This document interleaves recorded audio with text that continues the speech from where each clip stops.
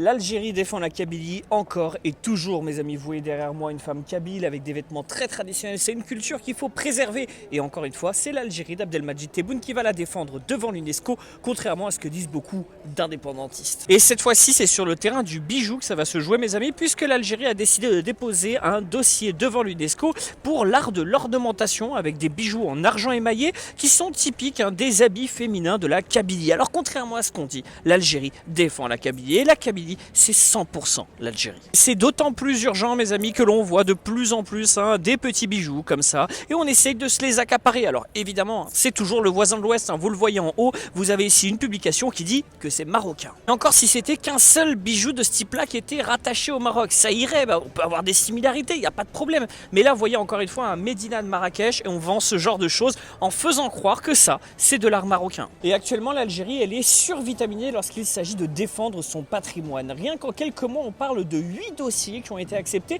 dont un par exemple sur les costumes festifs féminins de l'Est algérien. Et oui, mes amis, l'Algérie défend son patrimoine en toutes circonstances. Mais la bataille qu'on attend tous, mes amis, c'est évidemment la bataille du Zélige, puisque à l'UNESCO en 2025, on va donc avoir les 3 pays du Maghreb, la Tunisie, le Maroc et l'Algérie, qui vont s'affronter pour voir à qui appartient le Zélige. Dans le cas de l'Algérie, il n'y a pas de débat, le Zélige est algérien. Alors qu'il y ait du Zélige en Tunisie, effectivement, on en trouve des traces. Maintenant, on verra bien pour ce qu'il en est du troisième. Allez, Tahi Al-Jazair.